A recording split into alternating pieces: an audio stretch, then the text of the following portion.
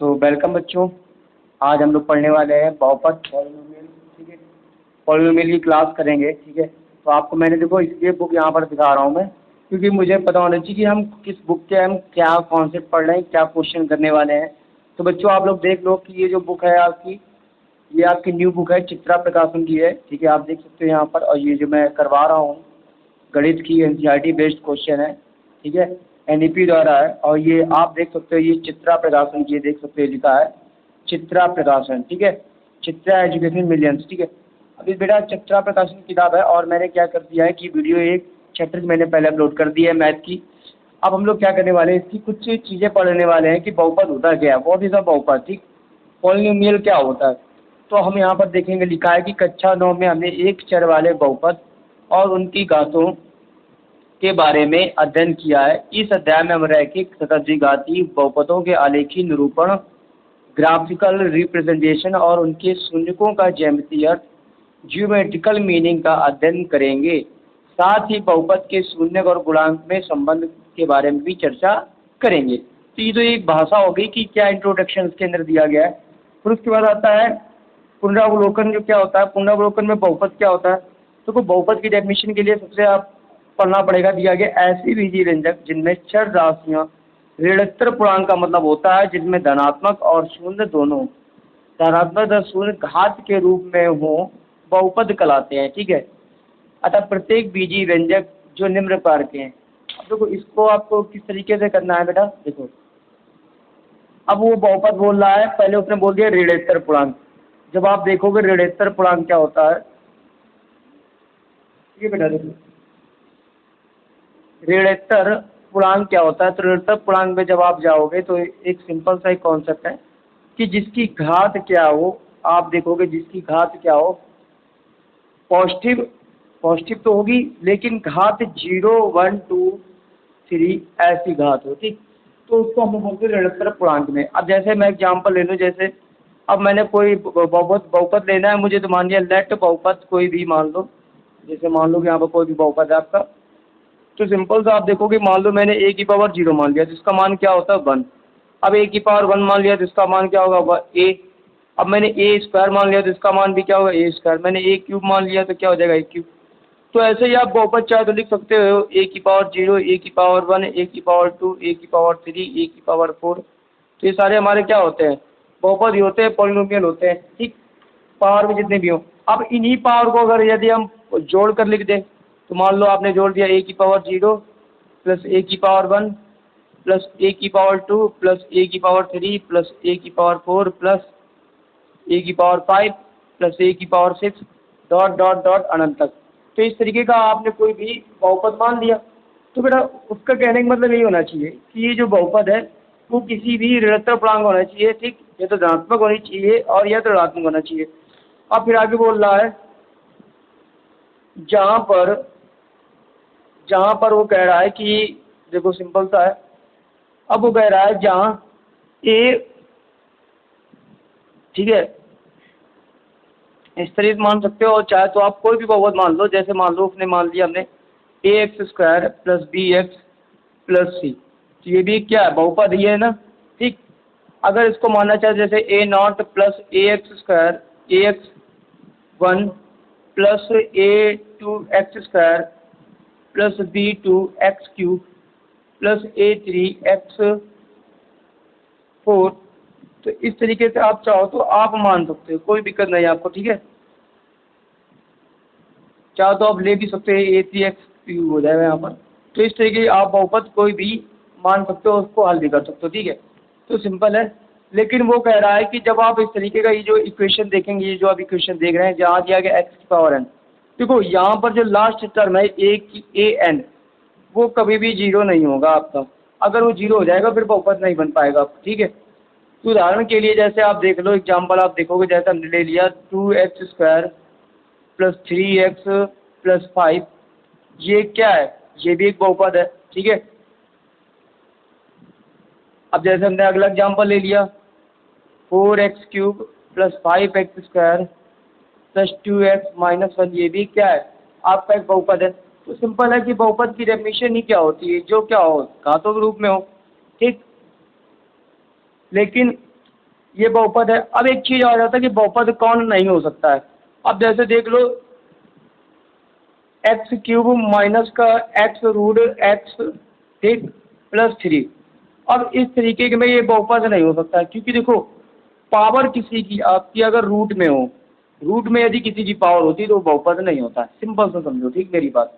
अब जैसे मैंने एग्जांपल दे दिया बच्चों, देखो मैंने कह दिया 3x² plus x power -2/3 plus 5x, तो क्या ये बहुपद होगा बच्चों? नहीं, ऋणात्मक पूर्णांक में नहीं होगा, ठीक, विषम घात में नहीं होगा बहुपद, ठीक है। फिर आपको जैसे मैंने बता दिया कि चलो ये बता सकते हो 4x² प्लस 3√x प्लस 5, क्या ये बहुपद है? तो आपने जैसे रूट देखा आपने तुरंत बोल दिया नहीं ये सर ये बहुपद बिल्कुल भी नहीं है हमारा। बहुपद का मतलब ही क्या होता है? जो रूट में ना हो, ठीक है। ये चीज़ सिंपल से डेफिनेशन एक याद रखो आप लोग, ठीक। अब उसके बाद आ जाता है गुणांक। हेडिंग क्या डालोगे आप? मैथ में गुणांक डालोगे। क्या हेडिंग डालोगे? गुणांक। तो गुणांक का मतलब क्या होता है? वास्तविक संख्याओं, आप लिखेंगे वास्तविक संख्याओं, वास्तविक संख्याओं जिसपे आपका A0 और A1 और A2 और डॉट डॉट AN, ठीक, को बहुपद के गुणांक कहते हैं। क्या कहते हैं? बहुपद के गुणांक कहते हैं। अब देखो आप कह रहे हो सर किताब से देखिए पढ़ा, देखो मैं पढ़ा नहीं रहा हूँ, मैं उसकी कॉन्सेप्ट देख रहा हूँ किस तरीके से वो सीरियल वाइज चल रहा है। नहीं तो मैं कोई दिक्कत नहीं, मैं किताब को हटा दूंगा, ठीक है, और फिर मैं आपको पढ़ा सकता हूँ, ठीक है। तो उसके लिए आपको सिंपल में कुछ नहीं, देखो एक चीज़ और हम लोग सीखते हैं इसका तरीका। तो इन्हें बहुपद के गुणांक कहते हैं। गुणांक का मतलब क्या होता है? जो गुणे में लिखे रहते हैं, ठीक है, सिंपल है।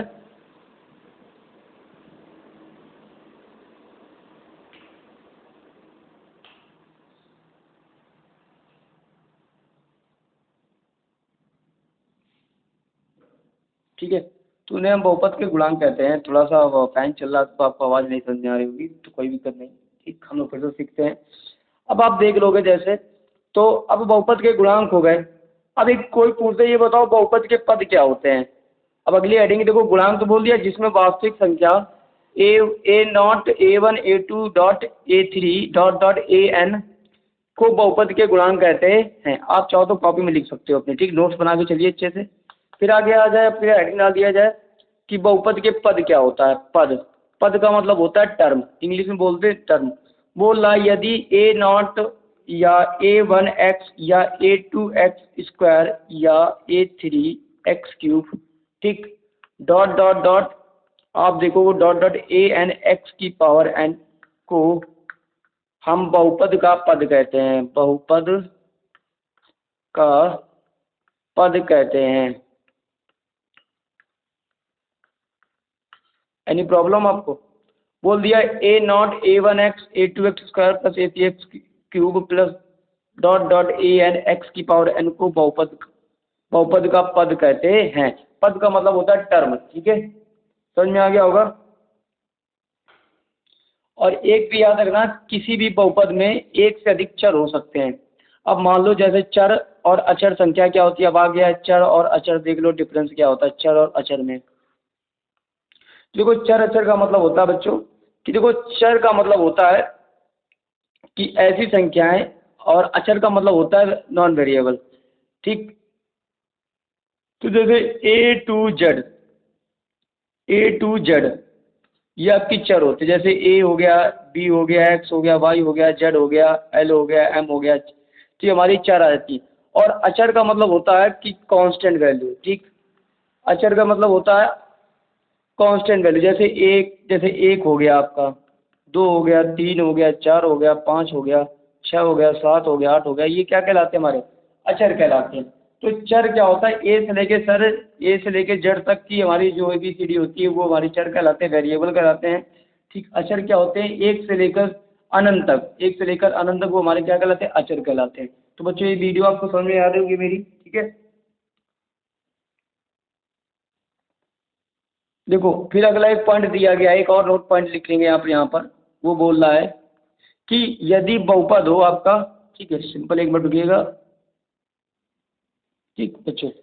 तो सिंपल सा आपको क्या करना है, जैसे मैंने थोड़ा सा स्प्लिट को जूम कर रखा है, तो चलो मैं जूम नहीं करता हूँ, ठीक है, थोड़ा सा आपको लग रहा होगा ठीक, लेकिन कोई बात नहीं। देखो कोई भी बहुपद है, मान लो कोई भी दो बहुपद है, मान लो आप दो बहुपद,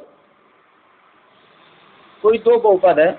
अब उन दो बहुपदों का योग और घटाना, ठीक, योग और घटाना और उनका गुणा, ठीक, गुणा भी एक क्या होता है, एक तुम्हारा बहुपद होता है। अब सर ने बोल दिया, डेफिनेशन तो बता दी, लेकिन आप प्रूफ करके दिखाइए कैसे होगा जोड़ और घटाना। तो मान लो कोई भी दो बहुपद है, जैसे मान लिया हमने x+5 और उनका भी क्या कर दो, सम कर दो आप, x+5 और कर दो x+2। तो देखो x और x कितना हो जाएगा 2x, 5 और 2 कितना हो जाएगा 7। तो क्या बच्चों ये एक बहुपद नहीं है 2x+7? हाँ सर ये बहुपद है, ठीक। उसी के बाद अगर देखो वो बोल रहा अंतर, तो अंतर जब आप देखोगे तो ये बताओ, हमने ले लिया यहाँ पे x² माइनस का 3, ठीक। अब उसका अंतर बोल रहा है, ये लो अंतर। फिर हमने ले लिया x-2, ठीक, या +2 ले लो। तो देखो x², ठीक, -3 -x -2, तो ये हो जाएगा x² -x -5। तो इसे हम क्या बोलेंगे, सिंपल है, दो बहुपदों का अंतर, ठीक। अब वो दो बहुपदों का बोल रहा है गुणा ले लो आप, कॉन्सेप्ट है देखो, सिंपल है। अब कोई भी आप दो बहुपद है उनका आपको क्या लेना है, गुणा लेना है ना। तो आप मान लो कोई भी दो बहुपद आप मान लो कोई भी आप, सिंपल है, दो बहुपद आप ले लो। दो बहुपद आपने ले लिए, देखिए x² प्लस x प्लस 5 और एक ले लिया बहुपद x+1, ठीक। एक ये बहुपद, इसका गुणा में ले लिया हमने, देखो यहाँ पर एक गुणे में, ठीक। अब बोल रहा है इसका गुणा, गुणनफल। तो देखो आप सिंपल है, इस x का इन सभी मल्टीपल करा दो आप, तो इसका आंसर निकल के आएगा x3, ठीक, प्लस x² प्लस 5x। अब इसी 1 का गुणा करवा दो सब में, तो हो जाएगा x² प्लस x प्लस 5। क्या ये बताओ ये बहुपद नहीं निकल के आ रहा, बताओ। तो किसी भी बहुपद का गुणा जोड़ घटाओ भी बहुपद होता है। तो ये हमारे कॉन्सेप्ट हो गए। अब देखो उसके बाद हम क्या बात करते हैं, बहुपद की घात। अब हम लोग बात करते हैं बहुपद की घात, डिग्री ऑफ पॉलिनोमियल, बहुपद की घात। तो बच्चों देखो बहुपद की घात की बात करते हैं, तो सिंपल है, आप देख लोगे बहुपद की घात, आप देखो बढ़िया नोट्स बनाते चलते, ठीक है, और मजा आ जाएगी पढ़ने में आप लोग को कॉन्सेप्ट, ठीक है। देखो बहुपद की घात क्या होती है, किसी भी बहुपद में यदि हम चर राशि की उच्चतम घात वाले पद को बहुपद का घातांक या बहुपद का घात या घातांक कहते हैं, ठीक है। तो देखो घात या घातांक एक ही होता है, कहीं भी लिख के आ जाए घात बताओ या घातांक बताओ तो वो एक ही होता है। तो देखो एक बात बताओ, मैंने बच्चे क्या क्या बताया अभी, चर। अब चर मान लो ये x है या ये y है, ये z है, ये चर है, तीन हमने ले लिए। अब बोला इनकी अधिकतम घात। अब अधिकतम घात के लिए कहोगे सर कैसे, हमने कहा एक एग्जाम्पल ले लो आप। आपने क्या किया, एग्जाम्पल ले लिया x² प्लस x प्लस 5। तो बच्चों ये बताओ इसकी अधिकतम घात कितनी है, तो कहोगे सर 5 की तो कुछ है ही नहीं, x का 1 है और x² की 2। तो अधिकतम घात लिखोगे यहाँ पर, अधिकतम, देखो बच्चों तो थोड़ा वीडियो हिल रही होगी लेकिन एडजस्ट करना, ठीक है। अधिकतम घात, अधिकतम घात कितनी हो जाएगी, 2। कितनी है अधिकतम घात, 2 है, तो इसकी घात कितनी हो जाएगी, 2 हो जाएगी बच्चों। तो देखो ये बहुपद की घात या घातांक आ गया। कितना भी बड़ा क्वेश्चन हो लेकिन रूट में नहीं होना चाहिए। अगला एग्जाम्पल देख लो, जैसे उसने फंसा दिया आपको कि ये बताओ √x प्लस 5, ठीक, प्लस x3, अब बताओ इसकी घात कितनी है, तो आप फंस जाओगे बच्चों पक्का।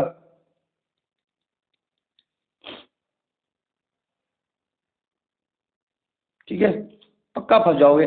अब देखो रूट में कोई होता ही नहीं पहले, तो सिंपल से बोल देना कि रूट में कुछ होता ही नहीं है, ठीक है। एनी प्रॉब्लम आपको, ठीक। तो बहुपद की घात कुछ पता चल गया होगा, ठीक है। तो सिंपल है एग्जाम्पल, ठीक। अब देख लो, अब देखो जैसे बहुपद की कोई कभी कभी आंसर में शून्य आ जाता है, तो आप लोग डाउट में रहते हो कि सर कि बहुपद की घात शून्य कैसे आ जाती है। तो देखो शून्य जब कोई आता है, जब नंबर देख लो आप, सिंपल है, शून्य आप देखोगे, शून्य का कॉन्सेप्ट जैसे हमने लिख दिया 3x की पावर 0, ठीक। तो देखो एक चीज़ और याद रखो, एक फैक्ट लिख लेना कि बच्चा लोग x की पावर 0 का मान होता है हमेशा ऑलवेज 1 होता है। बच्चा लोग x की पावर 0 का मान हमेशा 1 होता है। कॉन्सेप्ट समझ में आया तो मजा, तालियां बजाना हंस के, ठीक है। ये कॉन्सेप्ट की वीडियो चल रही है, एक्स की पावर 0 का मान होता है 1। अब आपको पता है कि सर एक्स की पावर 0 का मान मतलब कोई भी हो ए टू जेड, किसी ए टू जेड में किसी की पावर अगर 0 दिख रही तो उसका ऑलवेज मान क्या होगा, हमेशा 1 ही होगा बच्चों, ठीक है, हमेशा 1 रहेगा। अब यहाँ पर मैंने 3x पावर 0 लिया है, तो अगर उसने घात पूछ दिया जाए तो ये बताओ अधिकतम घात कितनी है, तो बेटा लिख देना 0 है, क्या है 0 है, या आप लिख देना सिंपल सा 0 है, ठीक।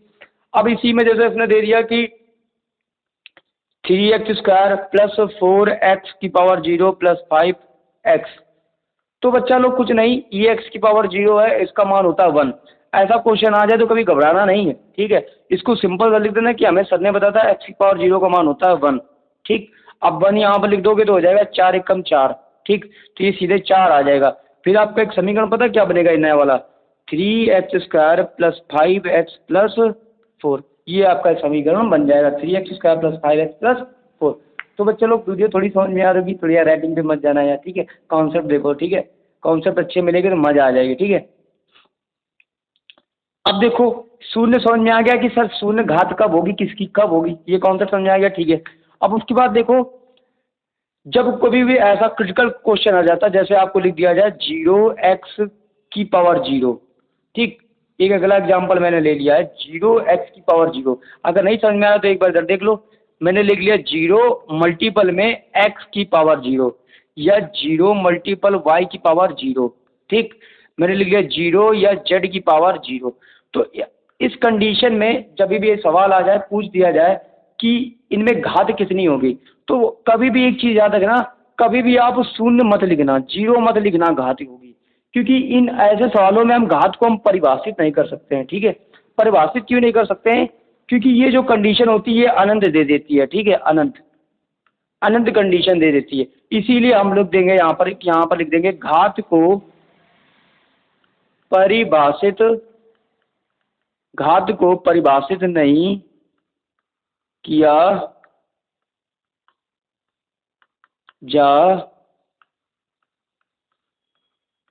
सकता है। तो घात को परिभाषित नहीं किया जा सकता, ये कॉन्सेप्ट आप लिख देंगे, ठीक। अब ये जब आप लिख देंगे तो आपको मजा आ जाएगी, ठीक, क्योंकि कहेंगे बच्चा तो बहुत ब्रिलियंट है, ये तो पहले से इसको कॉन्सेप्ट पता है, तो ये कुछ कॉन्सेप्ट हैं इनको, ठीक, आप लिख सकते हो। अब एक चीज़ याद रखो कि बहुपद की घात अगर आपको ज्ञात करनी है, जैसे क्वेश्चन एक अगला दे दिया मैंने, ये बताओ इसमें बहुपद की घात कितनी होगी, तो आप क्या करेंगे, सिंपल सा, या तो उसको आप आरोही क्रम में लिख लो, असेंडिंग ऑर्डर में जो इंग्लिश में बोलते हैं आरोही क्रम में लिख लो, या आप लिख लो अवरोही क्रम में लिख लो, आरोही क्रम में लिख लो या अवरोही क्रम में लिख लो। तो दो ही कॉन्सेप्ट होते हैं, आरोही या अवरोही, ठीक, इन दो कॉन्सेप्ट को लेके चलो। अब जैसे एक सवाल मैंने दे दिया, तिगड़म तिगड़म दे दिया सवाल, 3x² प्लस 5x की power 4 plus 2x plus 5 plus 7x³। अब ये इसको देखो, अब मैंने बोल दिया इस बहुपद की घात बताओ, तो बच्चा लोग आप लोग कन्फ्यूजन में आ गए, कहेंगे सर पता नहीं किस तरीके से दे दिया। अच्छा एक मिनट को ना जरा जूम करके वीडियो में देखता हूँ सही चल रही है।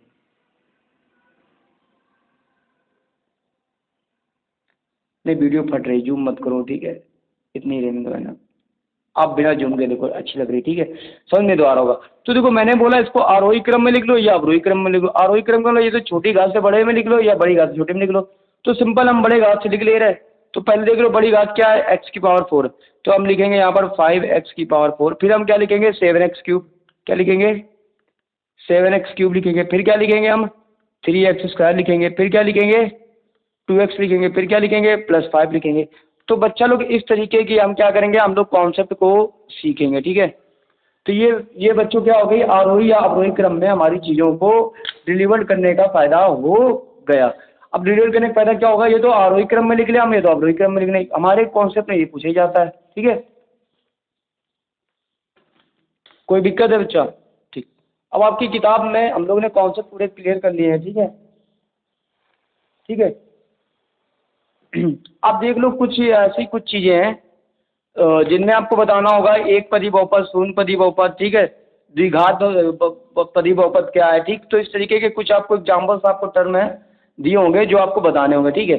तो सिंपल सा आप वीडियो को बर्बाद नहीं करेंगे, और आपको क्या करना है, इस तरीके से हैश डालकर आपको कॉन्सेप्ट बाय कॉन्सेप्ट वीडियो को जो मैं नोट्स लिखवा रहा हूँ वो आपको लिखते ही जाने हैं, ठीक है। क्वेश्चन में ज़्यादा दिक्कत नहीं होगी, क्वेश्चन मैं तुरंत ही एक झटके में ही करवा दूंगा सारे, लेकिन उससे कोई फायदा नहीं, कॉन्सेप्ट हमें आने चाहिए, ठीक है।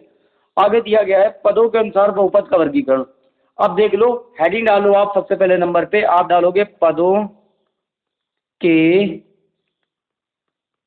अनुसार, हेडिंग डालिए पदों के अनुसार बहुपद का वर्गीकरण, बहुपद का वर्गीकरण, हेडिंग डालो पदों के अनुसार बहुपद का वर्गीकरण, ठीक। आप लिख लो, ठीक। आप देखो पदों की संख्या जैसे ले लो, अब देखो पद की संख्या का मतलब क्या होता है, जैसे मान लो अब यहाँ पर मैं एग्जांपल दे रहा हूँ और उन बहुपदों का आपको नाम लिखना है। यहाँ पर आपको क्या करना है, यहाँ पर बहुपद का नाम लिखना है उनके, ठीक है, कि बहुपद में कितने पद हैं उनके नाम लिखने हैं, ठीक। मैं एग्जांपल दे रहा हूँ, आप उनको लिखने की बहुपद के नाम लिखने की, शून्य बहुपद है कि अचर बहुपद है कि एक पदी बहुपद है कि द्विपदी बहुपद है कि तीन पदी बहुपद है कि चार पदी बहुपद है कि पांच पदी बहुपद है कि छह पदी बहुपद है, आपको लिखना है। तो जैसे मैंने ले लिया यहाँ पर एग्जाम्पल, जैसे मैं पहला नंबर ले लेता हूँ, जैसे मैंने ले लिया यहाँ पर, यहाँ मैं एग्जाम्पल लिख दे रहा हूँ, ठीक है बच्चों लोग। तो यहाँ पर जैसे मैंने लिख दिया शून्य, क्या लिख दिया शून्य। अब ये बताओ ये जीरो है, तो जीरो बताओ कितने पद हैं, जीरो में कितने पद है, तो आप लोग कहोगे सर जीरो है तो इसमें शून्य पद हैं, कितने हैं, शून्य है पद, लेकिन है क्या, शून्य बहुपद। इस बहुपद का नाम हो जाएगा शून्य बहुपद। उसके बाद जैसे मैंने ले लिया सेवन, अब बताओ ये कैसा बहुपद है, चर बहुपद है कि अचर बहुपद, तो आप बोलोगे सर ये हमारा अचर बहुपद है, क्या है, अचर बहुपद है, ठीक। कोई दिक्कत है। अब मैंने उसके बाद मैंने क्या कर लिया कि मैंने ले लिया एक्स क्यू स्क्वायर ले लिया, तो ये बताओ इस पे कितने इतने इसमें कितने पद हैं, तो देखो एक ही पद आपको दिख रहा है, तो वो लिखोगे यहाँ पर आप एक एक पदी बहुपद, इस तरीके से आप कॉन्सेप्ट लिखेंगे, एक पदी बहुपद। उसके बाद हमने अगर ले लिया एक्स स्क्वायर प्लस एक्स, तो बताओ मैंने बोला था कि बहुपद को हमेशा जोड़ के लिखते हैं, ठीक। तो अब आप पद काउंट करो, घात नहीं पद, पद काउंट करो, एक पद और एक पद, एक और एक कितने हो गए, दो। तो आप यहाँ लिखोगे आप द्विपदी बहुपद, द्विपदी बहुपद, ठीक। उसके बाद मैंने ले लिया x cube plus two x, ठीक, टू एक्स स्क्वायर या सेवन, ठीक, इस तरीके का कोई ले लिया एग्जाम्पल मैंने। अब बताओ इसमें कितने बहुपद हैं, पद भी काउंट करो पहले कितने हैं, एक पद, दो पद, तीन पद, तो बोलोगे सर इस पे त्रिपदी है, त्रिपदी बहुपद है। उसके बाद आप मान लो एक्स की power four plus three x square plus two x plus seven, बच्चा लोग कितने पद हैं, काउंट करो, एक दो तीन चार, तो क्या आप लिखोगे आप चार पदी, चार पदी बहुपद। तो बच्चों समझ में आ गया हो, ऐसे आप लिखते जाएंगे, बढ़ाते जाएंगे, चार पाँच छः, ठीक। आपको कुल मिला के या तो यहाँ पे प्लस साइन हो या तो यहाँ माइनस साइन हो, कोई दिक्कत नहीं। माइनस साइन में दिया गया तब भी आप बहुपद को काउंट करेंगे, प्लस साइन में दिया गया तब भी आप बहुपद को काउंट करेंगे। देखो ये काउंट इस वजह से करेंगे क्योंकि आपको पता होना चाहिए ना कि किस तरीके से हम लोग बहुपद को काउंट करते हैं। तो बहुपद या जोड़ में लिखा हो या घटाने में लिखा हो, उस तरीके से हम लोग बहुपद को काउंट करते हैं। ये समझ में आ गया होगा, ठीक है। अब पदों के अनुसार हम लोग ने सीख लिया, अब हम लोग सीखेंगे घातों के अनुसार बहुपद का वर्गीकरण। अगला हैशटैग पॉइंट डालिए आप लोग, सिंपल है, लिखेंगे घातों के अनुसार बहुपद का वर्गीकरण, बहुपद का वर्गीकरण। देखो घातों के अनुसार बहुपद का वर्गीकरण, ठीक। तो ये आपको पता ना क्लास 10th की मैथ है, ये क्लास 10th की मैथ हम लोग पढ़ रहे हैं, ठीक है, सिंपल है। आगे दिया घातों के अनुसार बहुपद का वर्गीकरण, तो अब देख लेते हैं उदाहरण के लिए, और उनका बहुपद का आपका सिंपल से ऐसे ही नाम लिखना है, ठीक है, एग्जाम्पल भी लेने और उनके नाम भी लिखने। तो यहाँ पर आपको नाम लिखना है, ठीक है, और मैं यहाँ पर क्या लूँगा, एग्जाम्पल लूँगा सिंपल सा, बहुपद और उनके नाम लिखने। तो आपको क्या करना है कि जब आप, सिंपल है, जब आप देखेंगे, ठीक, सबसे पहले हम लोग जीरो से स्टार्ट करते हैं। अब बताओ जीरो, तो जीरो कौन सा बहुपद है, शून्य है, कैसा है, शून्य है, शून्य है, ठीक। शून्य बहुपद है, लेकिन उसकी घात कितनी है, तो हम घात के अनुसार पढ़ रहे, तो आप लिखोगे सर इसकी घात क्या है, शून्य है, ठीक। अगर हमने बोल दिया ए, या मान लो हमने बोल दिया बी, ठीक, जहां पर बी कभी भी does not equal to zero, B कभी भी जीरो नहीं होगा, तो ये बताओ कैसा है, घात इसकी है अचर घात है, क्या घात है, अचर घात है, ठीक। फिर आगे हमने बोल दिया अचर घात है और बहुपद कैसा है, अचर घात वाला बहुपद है। अब मान लो हमने दे दिया बी एक्स प्लस सी, अब ये बताओ ये बहुपद कैसा है, तो ये बहुपद है रैखिक, कैसा है, रैखिक बहुपद है, रैखिक मतलब एक रेखा पर है, रैखिक बहुपद, कोई भी इसकी घात ही नहीं है, एक घात है तो एक घात वाले को रैखिक बहुपद बोलते हैं, और जिसपे ए बी सी डी हो उसको अचर घात वाला बोलते हैं, और जिसमें जीरो लिखा हो उसको शून्य घात का बहुपद कहते हैं। अब आगे दिया गया है ए X square plus B X plus C, ठीक। अब ये बताओ ये कितने घात वाला बहुपद है, द्विघात वाला बहुपद है, और देखो सीक्वेंस में लिखा है,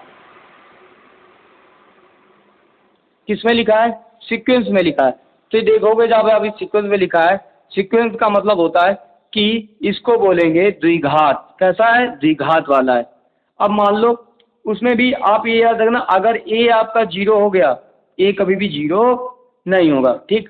फिर अगला हमने दे दिया a x cube plus B x square plus c x plus d, a x cube plus B x square plus c x plus d, तो आपको दिख रहा होगा इसमें कितने घात है, तीन, तो ये त्रिघात है, कैसा है,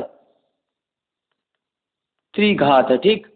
अगला दिया गया है ए एक्स की power 4 plus B x cube plus c x square plus d x plus e, ठीक। तो इसको हम क्या करेंगे, इसको हम बोलेंगे चतुर्थ घात, चतुर्थ चतुर्थ घात, ठीक। तो चतुर्घात बहुपद है क्योंकि इस पे कितनी पावर कितनी है इसकी, चार, तो इसको चतुर्घात वाला बहुपद बोलेंगे, ठीक। अब ये समझ में आ गया होगा, ठीक। शून्य घात वाला, अचर घात वाला, रैखिक बहुपद, द्विघात, त्रिघात, चतुर्घात वाला समझ में आ गया होगा, कॉन्सेप्ट आपको ये मजा आ गई होगी पढ़ने में, ठीक। कोई दिक्कत है, ठीक। आगे दिया गया बहुपद का मान, बहुपद का मान कैसे निकालते हैं, वैल्यू ऑफ पॉलिनोमियल। यदि हम मान लो कोई भी फंक्शन है, यदि हम मान लो कोई भी है, बहुपद का भी यदि मान निकालना है, अगली हेडिंग डालेंगे आप, बहुपद का मान, बहुपद का मान। अब बहुपद का मान हमें अगर कोई हेडिंग डालनी है तो बहुपद के मान के लिए सिंपल सा आपको क्या करना पड़ेगा, यदि आपने क्या कर लिया, कोई भी आप पी ऑफ एक्स बराबर कोई भी मान लेते हैं, जैसे ए एक्स प्लस 5, तो यहाँ पर आप क्या करेंगे कि x बराबर आप कोई ऐसे डिजिट रखेंगे जो इसको इसको सेटिस्फाई करे, वही इसका बहुपद का मान कहलाता है,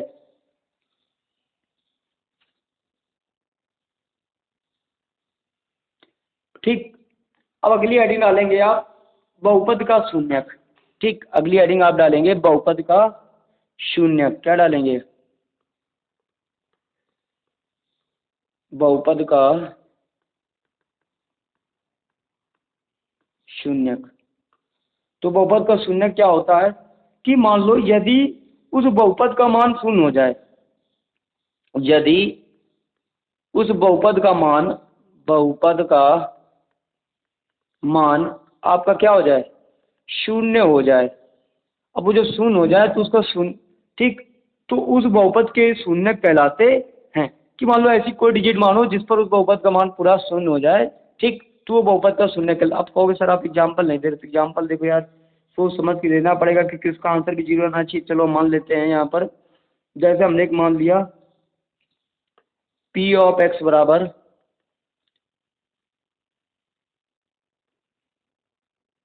6x प्लस 6, ठीक। तो हमने एक ये बहुपद मान लिया है, तो हम मान लो यहाँ पर पहले पी एक्स बराबर क्या मान ले, 1 मान ले, तो यहाँ पर पी ऑफ 1 रखोगे आप, ठीक। तो ये आएगा 6 कम 6 प्लस 6, ये 12 रहा, शून्य दे नहीं रहा। अगर यहाँ पर हम क्या मान ले, अब हम -1 मान लें, तो ये जैसे आप यहाँ रखोगे -6 कम 6 प्लस 6, तो ये क्या आ जाएगा 0। तो बहुपद का शून्य का मान कितना, x बराबर -1 ये इसका आंसर है, यही बहुपद का शून्य कहलाता है। देखो 30 मिनट हो गए, 30 मिनट मैंने पढ़ाया है मैथ, आपको झुका झुका लग रहा होगा मैथ का कि हाँ कुछ ना कुछ समझ नहीं आ रहा है। ठीक, हमेशा पी ऑफ एक्स बराबर 0 आना चाहिए, तभी वो बहुपद का शून्य कहलाता है। क्या आना चाहिए? हमेशा पी ऑफ एक्स बराबर हमेशा 0 ही आना चाहिए, बहुपद का शून्य कहलाता है। आपको ये चाहिए, आपको पता होनी चाहिए, ठीक है, अच्छी तरीके से। ठीक,